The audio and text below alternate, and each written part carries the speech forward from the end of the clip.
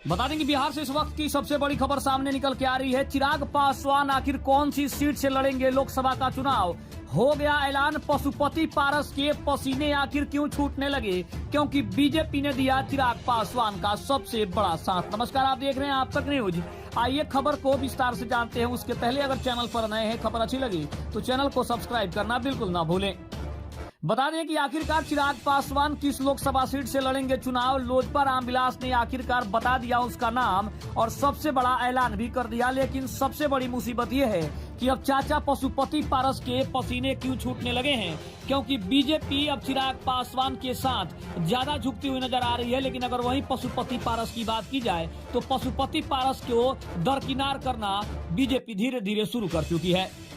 लोजपा रामविलास के प्रदेश संसदीय बोर्ड के अध्यक्ष हुलास पांडे ने साफ तौर पे कह दिया है कि पार्टी के राष्ट्रीय अध्यक्ष चिराग पासवान हाजीपुर संसदीय क्षेत्र से लोकसभा का चुनाव लड़ेंगे। हाजीपुर की जनता की यही इच्छा है। जनता चाहती है कि पार्टी के संस्थापक स्वर्गीय रामविलास पासवान के कार्यों को चिराग पासवान आगे बढ़ाएं।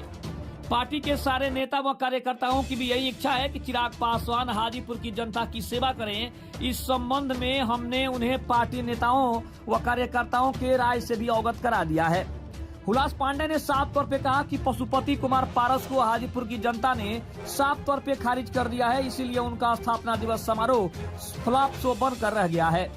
चिराग पासवान के कार्यक्रम में तिल रखने की जगह नहीं थी, जबकि पशुपति पारस के कार्यक्रम में अधिसंख्य कुर्सियां खाली की खाली रह गई और पशुपति पारस बैठे बैठे ताकते रह गए। बता दें कि बिहार में चाचा भतीजा के बीच विवाद अब तक नहीं सुलझा है। चिराग पासवान और पशुपति पारस लंबे समय से हाजीपुर लोकसभा सीट को लेकर सियासी लड़ाई लड़ रहे हैं। बता दें कुछ दिन पहले ही पशुपति पारस ने कहा था कि हमारी पार्टी भाजपा के साथ गठबंधन में है, एनडीए के हम ईमानदार सहयोगी हैं। 2014 से लेकर आज तक जब रामविलास पासवान जी जीवित थे उस समय हम लोग एनडीए में गए हुए थे। लेकिन साफ तौर पर यह भी कहा कि वो कितनी सीटों पर चुनाव लड़ना है। पशुपति पारस ने यह भी कह दिया कि हम हाजीपुर से चुनाव लड़ेंगे, हाजीपुर मेरी कर्मभूमि है। पासवान जी जब 2019 में राज्यसभा के सदस्य चुने गए उस समय उन्होंने मुझे बुलाकर कहा था कि पारस तुम हाजीपुर से चुनाव लड़ो। मैंने कहा था कि घर के किसी सदस्य को चुनाव लड़वा दीजिए, लेकिन उन्होंने कहा था कि जितना विश्वास तुम पर है उतना विश्वास पत्नी और बेटे चिराग पासवान पर नहीं है।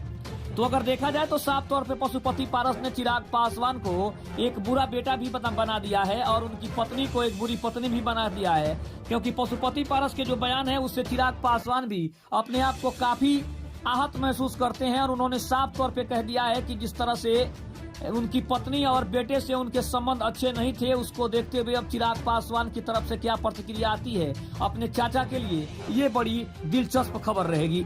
लेकिन बता दें कि कहीं ना कहीं पशुपति पारस के लिए मुसीबत का जड़ चिराग पासवान ही है और उन्होंने साफ तौर पे जिस तरह से उनके लिए बीजेपी अपने तरफ झुकाती हुई नजर आ रही है और जिस तरह से पशुपति पारस को दरकिनार करती हुई नजर आ रही है, उसको देखते हुए कहा जा सकता है कि अब चिराग पासवान धीरे धीरे बीजेपी के सबसे चहेते नेता बनते जा रहे हैं और पशुपति पारस का दिन अब धीरे धीरे खत्म होता हुआ दिखाई दे रहा है।